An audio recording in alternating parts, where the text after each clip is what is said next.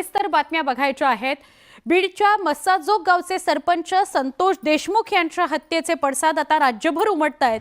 संतोष देशमुखांना न्याय मिळावा याकरता राज्यातील विविध भागांमध्ये मोर्चे काढण्यात येत आहेत। बीड परभणी नंतर आता पुण्यात आज जनआक्रोश मोर्चा काढण्यात येतोय। आज लाल महाल ते जिल्हाधिकारी कार्यालयापर्यंत हा मोर्चा निघणार आहे। या मोर्चात आमदार सुरेश धस,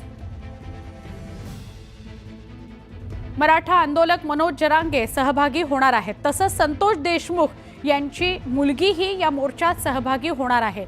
वडिलांना न्याय मिळवून देण्याकरता मोठ्या संख्येने नागरिकांनी या मोर्चात सहभागी व्हावं असं आवाहन संतोष देशमुख यांच्या मुलीने केलं आहे।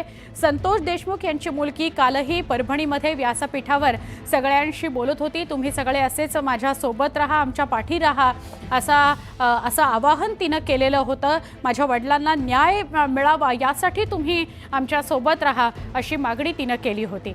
आजही ती पुण्यामध्ये आंदोलनात सहभागी होणार आहे।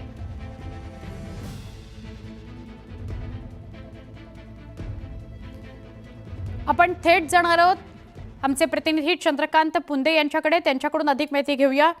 चंद्रकांत, काल परभणीमध्ये मूक मोर्चा निघाला, आज पुण्यामध्ये निघतो आहे। देशमुख कुटुंबीय सहभागी होणार आहेत असं कळतंय। काय अपडेट, किती वाजता हा मोर्चा निघणार आहे? मग आयोजकांनी टाइम दिलेला 11 वाजता याच लाल महालापासून हा मोर्चा निघणार आहे। पण त्यासाठी आतापासून 10 वाजल्यापासून सगळे आंदोलक, समाज बांधव हे सगळे इथं हजर झाले मोर्चा सुरू करण्यासाठी। मला सांगा ताई, काय सांगाल, काय इथं मोर्चा आहे, आरोपींना पकडले तरी मोर्चा निघतो, काय मागणी काय तुमची?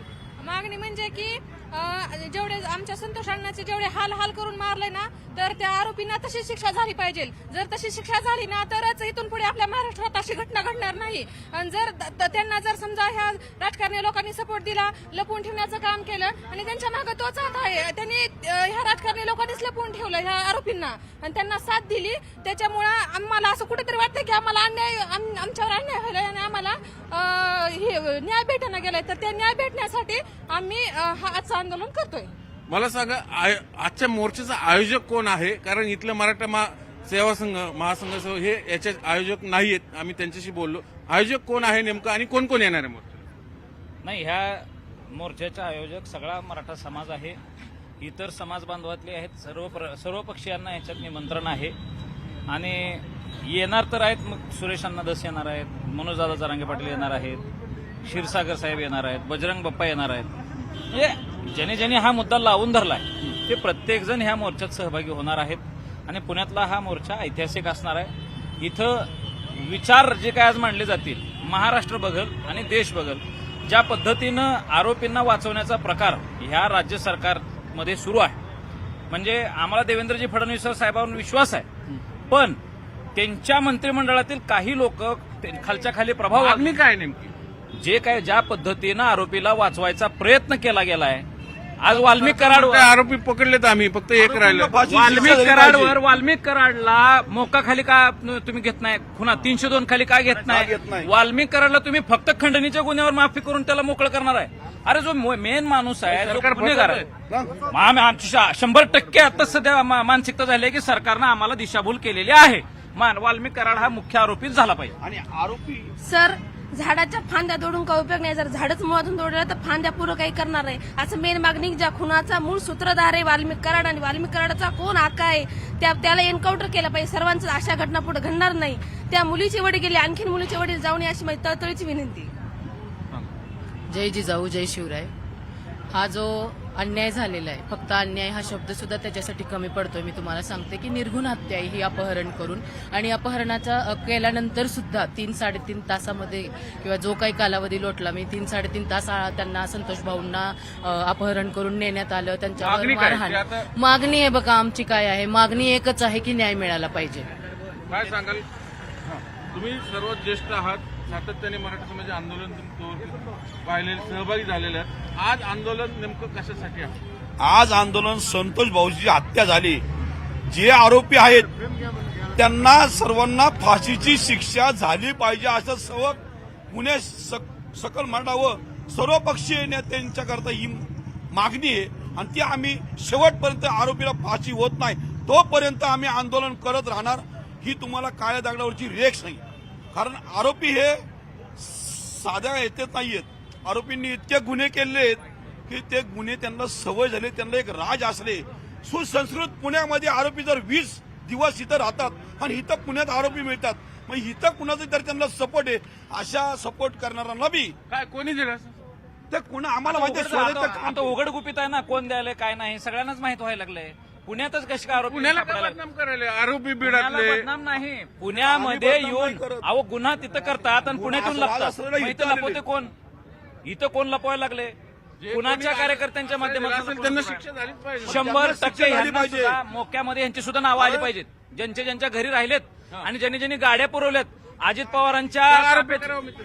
100% त्यांना सगळ्यांना सहारपी करा.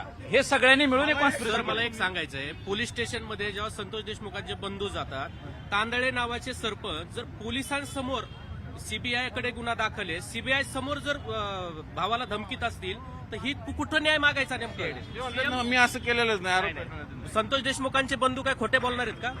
आणि त्याचे सीसीटीव्ही प्रूफ आहेत ना, सीसीटीव्ही प्रूफ चेक करून त्यांना खंडणीच्या गुन्ह्यात दाखल. सर नॉर्मल कुठल्याही पोलीस स्टेशन मध्ये जर व्यक्ती गेली तर विचारतात, एंट्री केली जाते.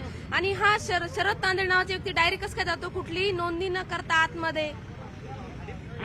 बीड ते शरद तांदळेंचं असं झालं, ते जो ज्या गाडीत गेले होते कोण वाल्मिक कराड, तो माणूस म्हणायला लागला मला हात केला, आम्ही रस्त्याने चाललो होतो, हात केला आणि माझ्या गाडीत ते वाल्मिकांना बसले. मला म्हणले अरे तू कुठं आलायस? मी तो पुण्यात. अरे चला मला ह्या ऑफिसपर्यंत सीआयडीच्या ऑफिसपर्यंत नेऊन सोड. का लिफ्ट दे? हा काय प्रकार चाललाय? तसं त्या तांदळेंचं हिने जे बोललेलं तांदळे ना, तो सुद्धा तसंच बोलतोय की मला फोन करून बोलवला, मला इथे थांबायला लावलं, गेस्ट हाऊसला थांबायला लावले आणि तिथे गेला. अरे तू धमकीला यायला गेलायस तू बीडमध्ये संतोष अण्णांच्या भावाला. आता खऱ्या अर्थाने काय सांगशील, कोण कोण येणार, किती वाजता जरा समजून सांग. या मोर्चामध्ये संतोषदादा देशमुख यांच्या नाव सांग एकदा महाराष्ट्रात तुझं. माझं नाव अनिकेत देशमाने, मराठा सेवक. मी पुण्यात मराठा सेवक म्हणून काम करतो.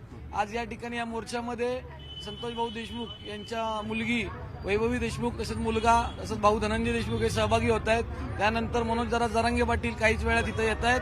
त्याचप्रमाणे संदीप क्षीरसागर असतील, बजरंग बाप्पा सोनवणे असतील, सुरेशांना धस असतील, रोहित पवार येत आहेत, पृथ्वीराज बाबा चव्हाण आहेत, नंतर सतेज पुण्यातले कोण पाटील आहेत. कोण? पुण्यातले बऱ्यापैकी आमदार, नगरसेवक यात सहभागी होणार आहेत. आम्हाला सगळ्यांनी कॉन्टॅक्ट केलाय. काल मी धीरज घाटे यांच्यासोबतही बोललेलो आहे.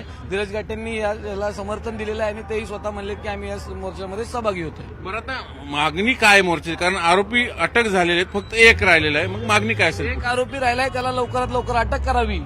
वाल्मिक कराडाची नार्को टेस्ट करावी. वाल्मिक कराडाला फाशीच झाली पाहिजे. आरोपींना फाशीशिवाय दुसरी कुठली शिक्षाच नाही.